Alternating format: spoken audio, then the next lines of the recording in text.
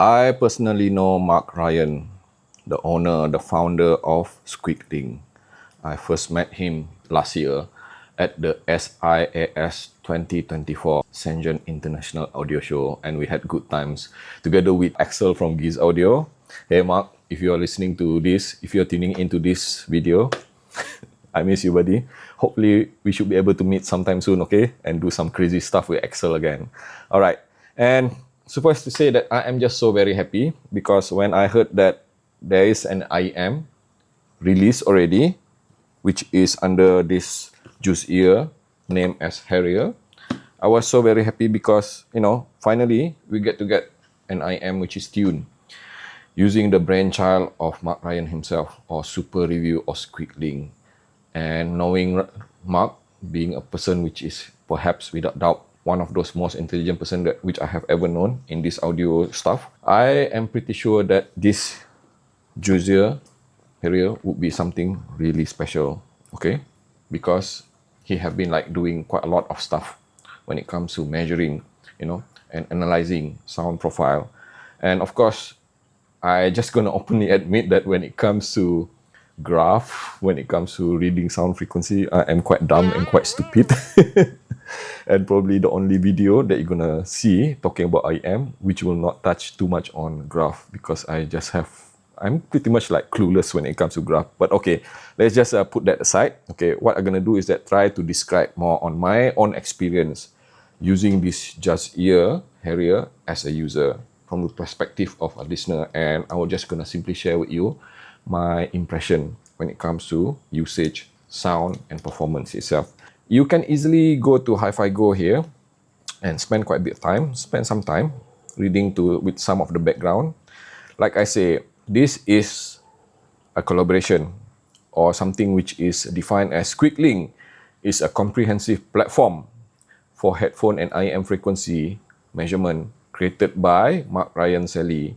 And what does it mean by tuned by Squiglink? It mentioned here, tuned with Squiglink. That is actually the branding.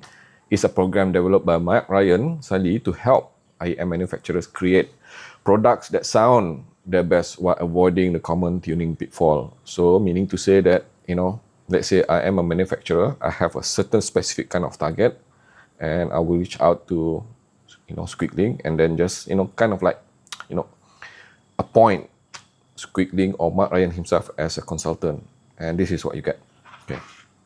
And according to this article here, the specific target for this Harrier is neutral, natural, and balanced sounding, which should be applicable to many type of audio stuff or music. And it is, in fact, after spending quite a bit of time listening to it, is perfect as you can when it comes to sound tuning. The IEM itself, a triple hybrid, one dynamic driver, which I would assume is for the lower frequency, and 6 balanced amateur and 2 microplanar drivers, different kind of drivers for different kind of sound frequency. And it is entirely constructed of resin, which I think, it does have a pressure relief system, and that is why I am not hearing any kind of driver flags or any kind of sense of, let's say, being enclosed, even though this thing is actually a closed back IEM. And the nozzle itself is pretty much almost 6 mm, 4 different kind of ear tips. I am happy to see that they also include foam tips, but I no longer use foam tip, but at least I prefer silicone tips which are narrow bore. And in these instances, for this entire session, I have been using 2 type of ear tip, which is the stock ear tip, which is the blue one here, the normal one. And simply put, I don't quite like it, and I will tell you the reason why. And of course, they also include this narrow bore ear tip, which is the one that I use most of the time. Because this is a resin-based IEM, you can expect the same kind of comfort because it is lightweight, despite being slightly bigger than normal IEM. Okay, like this, and like this. Immediately, just like many other very well built, ergonomically very well built resin-based IEM, I am getting, impressive amount of seal, meaning to say that I am not hearing that much of ambient noise seeping in, which will allow me to really enjoy my music even if in a very noisy environment without the need to crank the volume too high. And of course, it is comfortable. I was able to wear this for 2 hours, 3 hours straight without any issue at all. In fact, I would even say that I almost forgot that I'm wearing IEM because this thing is very lightweight. And the cable here, it is modular and it is twist braided, very premium looking, and it does not emit any kind of microphonics. The intention for this Juzear Harrier is balanced, neutral and natural kind of sound tuning, being largely uncolored, linearly flat. It is in fact, I'm just going to openly say that it is a reference kind of sound. Accuracy when it comes to the dynamic presentation itself, it does not exhibit that much of or any kind of coloration at all, especially in the upper frequency, in the mid-range, and just slight boost in the lower frequency. And I say slight boost because if I were to compare this with another neutral reference which I have been using since forever, since 2006, like something like Etimotic ER4S series, this is definitely boosted with the lower frequency. Audibly, anything from the mid-bass all the way to the sub-bass being boosted, at least to impart a certain sense of not being so dead flat. Because if you're familiar with Etimotic diffuse field neutral kind of reference sound, it is literally lifeless. But at least the good thing is that this Juzear Harrier is not lifeless. It is in fact, very engaging, very immersive with certain type of music. So what are the things that separate this Juzear Harrier from that Etimotic kind of diffuse field neutral kind of sound? It is obviously first and foremost being exceedingly technical, okay, with different driver, which means that it handles a better sense of layering and separation with the separation of different kind of sound source itself. While the Etimotic ER4S being a single balanced amateur, kind of a bit like say singular, or should I say the plane of hearing is kind of a bit not as holographic as how this is. Yes, this thing is actually very wide and open sounding, very airy and holographic as well. But the main difference, first and foremost, of course, this thing, despite being highly technical, being highly, let's say, analytical as well, it does not sound offensive. It does not sound edgy. It does not emphasize too much on the crispness of the imaging of the resolution itself. Because if you look at something like Etimotic ER4S, one thing that is prominent there is that you can't miss it, is that how crisp, how sharp the imaging is, to a point that you can listen to it, you can use it for monitoring, you can use it for mixing, you can use it for the sake of accuracy, but you will not be able to listen to it for more than 1 hour because it can be very fatiguing, especially when we're talking about the kind of emphasis with the upper mid-range all the way to the furthermost reach of the treble region. The good news is that this one, being a reference kind of sound, does not impart any of that. It is totally devoid of any sense of edginess to the entire frequency range. Now that is super impressive, and I have listened to quite a lot of reference kind of IEM. This is one of those very few IEM which I would consider as very well balanced, being musical and technical and accurate at the same time. So we are talking about tonality and timbre now, which is also very accurate, because when I listen to different kind of music, especially classical music or even technical jazz, I do not feel any kind of coloration at all. The attack, the speed, especially with the mid-range, is very neat, very tidy, and it is kind of like, very technically competent as well, because I'm hearing, the depth of the resolution itself, the imaging, it is just accurate. Accurate meaning to say that it is realistic. And of course, being tuned as a reference sound, when it comes to the lower frequency, Harrier is just boosted just enough to avoid the pitfall of being dead flat. If you love your lower frequency ticks and dents, then unfortunately, I'm just going to openly say that with the kind of configuration, assuming that you're using the stock ear tip, okay, and you are not playing with equalizer or anything like that, then the lower frequency would still appear kind of a bit flatter in comparison with many other IEM which has been tuned to be highly energetic and vibrant out there. The kind of sound approach which is favored by this Harrier is more towards being mature sounding rather than energetic and vibrant sounding. And it is definitely very velvety smooth when it comes to the decays at front, at the bottom end of the frequency itself. So in order to get that bit of excitement, I will touch a bit more after this. So let's just put it this way. Up until this point, this is literally perfect if you are listening to classical music or even technical jazz or any kind of music which require high amount of precision, technicality, accuracy, and transparency. It is not exactly perfect because of this one element. Once you start listening to something which is a lot more energetic, something like crazier, something a lot more aggressive, something like what I do most of the time, 80% of the time I listen to rock and metal music, then I don't think this is suitable for that kind of music. And I will explain why. Okay. The approach for that reference neutral flat sound takes away quite a bit of, let's say, this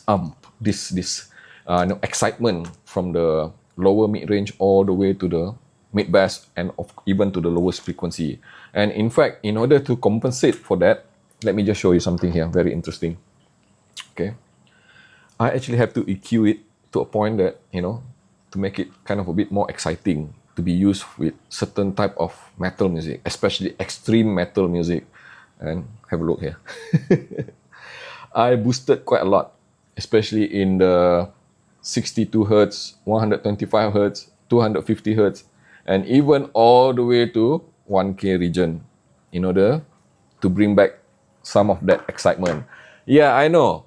It is very, very, very colored now in the lower mid-range all the way to the lowest frequency, okay? But what it does is that it introduces the element which I need when listening to rock and metal music. The impact, the slam, the presence of the, snare drum, the guitar, the low octave key of the guitar when listening to rock and metal music. And this is not a surprise really, because I'm gonna do the same thing if I were to use something like Atmospheric ER4S, or even something which is like Kinera Idun Golden, which is another dead flat IEM, in order to be able to use them for rock and metal music. Because if you are to use this for monitoring purposes, for mixing purposes, or any kind of audio which require high level of accuracy, high level of transparency, high level of non-coloration, then this is perfect. But if you're listening to rock and metal music like me, you have to EQ it. Otherwise, it's going to be like, really boring. Sorry about that, Mac. This is nothing against you. This is just simply me objectively saying what I am hearing from this Juzear Harrier. And of course, you might be wondering, how does it compare against some of the competition in the market now when it comes to IEMs which are being tuned as neutral, being tuned as transparent, and being tuned as less colored as possible? The first IEM that came to my mind is, of course, the recently released Soft Ears RS5 Mark II, which is an excellent IEM.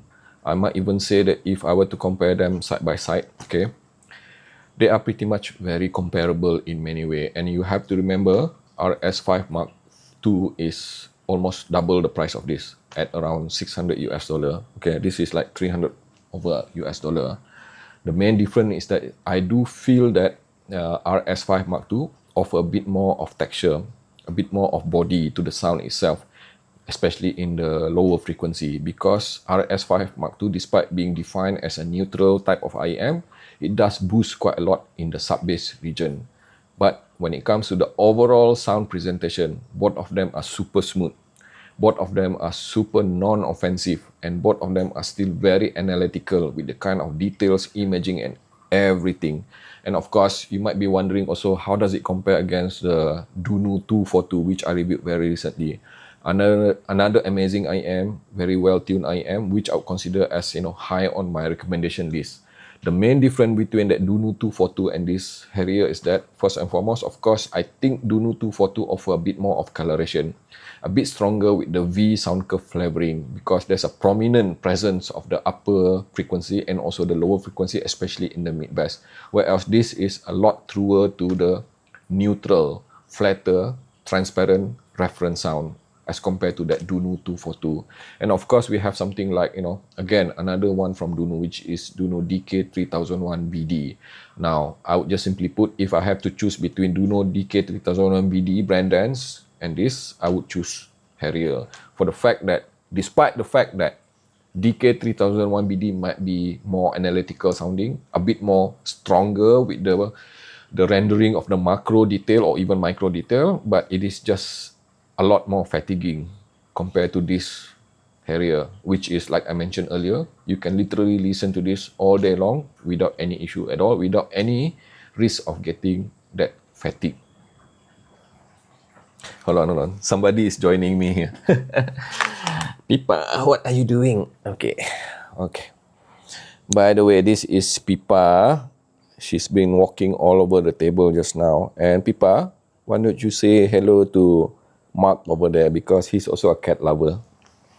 This is as perfect as it can be. If you are looking, if your intention is to get an IEM which is neutral, transparent, accurate, offering the kind of reference sound which is non-offensive, and it is definitely the kind of IEM which I would highly recommend if you want to listen to classical music, technical jazz, or anything which is non-rock and metal music. Because if you do want to use this for rock and metal music, just remember what I mentioned earlier, you have to EQ it. You have to EQ it a lot in the lower frequency to put back some semblance of that excitement for that kind of music. Other than that, this is definitely one of the very best IEM released this year for under $500 US.